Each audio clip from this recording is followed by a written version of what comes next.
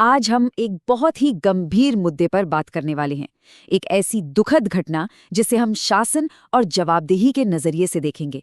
और हाँ, ये जो पूरी पड़ताल है, ये उस सोर्स मटेरियल पर आधारित है जो कुछ बेहद बेहद जरूरी सवाल खड़ा करता है। सबसे पहले ये समझना जरूरी है कि इस पूरी कहानी के दिल में क्या है।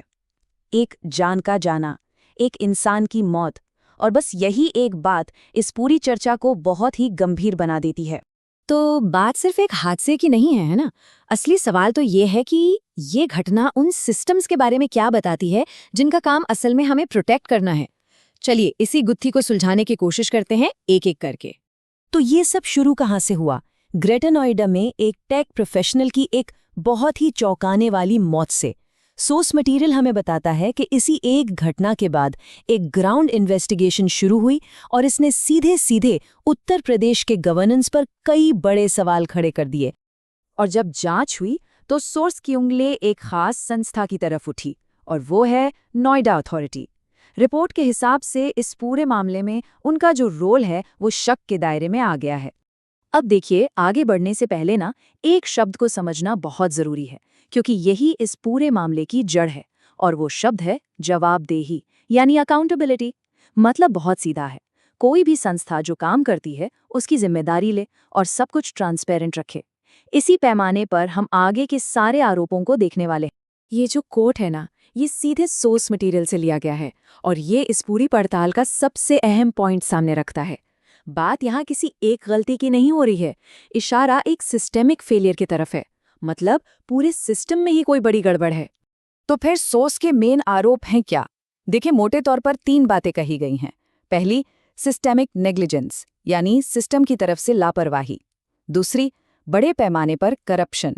और तीसरी, एक्शन न लेने का एक पैटर्न बन जाना। और ये समझना जरूरी है कि ये कोई छोटी मोटी शिकायतें नहीं हैं, ये तो पूरे सिस्टम की बुनियाद पर ही सवाल उठा रही हैं। लेकिन बात यहीं खत्म नहीं होती।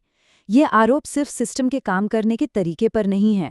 सोर्स एक और भी ज्यादा परेशान करने वाली चीज की तरफ इशारा करता है, और वो है एडमिनिस्ट्रेशन और उसकी लीडरशिप की खामोशी। देखिए, रिपोर्ट में नोएडा अथॉरिटी के रोल पर तो सवाल उठाए ही गए हैं, लेकिन इसमें खास तौर पर नोएडा की डीएम मेधा रूपम का नाम भी सामने आता है। सोर्स का कहना है कि इस पूरे दुखद मामले पर एडमिनिस्ट्रेशन की तरफ से एक अजीब सी, हैरान करने वाली चुप्पी है। और यहीं पर हमें एक बहुत बड़ा गैप दिखता है। एक तरफ है वो जो एक आम नागरिक उम्मीद करता है, और दूसरी तरफ है वो जो कथित तौर पर हो रहा है। उम्मीद क्या होती है कि ट्रांसपेरेंसी होगी, एक्शन लिया जाएगा, पर सोर्स के मुताबिक असलियत क्या है? चुप्पी और कोई एक्शन नहीं। और जानते हैं, यही वो पॉइंट है जहां ये कहानी सिर्फ एक इंसान की नहीं रह जाती, ये हम सबके लिए जरूरी हो जाती है। क्योंकि सोचिए, अगर ये आरोप सच हैं, तो ये सिस्टम की वो खामियां हैं जिनका असर उस एडमिनिस्ट्रेशन के अंडर रहने वाले हर एक नागरिक पर पड़ता है। तो ये एक तरह की चेन रिएक्शन की तरह काम करता है ना। देखिए, पहले एक दुखद घटना होती है, फिर उस पर कथित तौर पर लापरवाही बरती जाती है। इसके बाद जब जवाबदेही की मांग की जाती है तो कोई जवाब नहीं मिलता, और इसका नतीजा क्या होता है? पब्लिक का सिस्टम पर से भरोसा धीरे धीरे टूटने लगता है। तो आखिर में ये सोर्स मटेरियल हमें एक बहुत ही बुनियादी सवाल पर लाकर खड़ा कर देता है। एक ऐसा सवाल जिसके बारे में सोचना जरूरी है कि जब पूरा का पूरा सिस्टम, जिसे बनाया ही आम लोगों की सेवा के लिए गया है, अगर वो ही चुप हो जाए, तो फिर एक आम नागरिक के लिए आवाज कौन उठाएगा?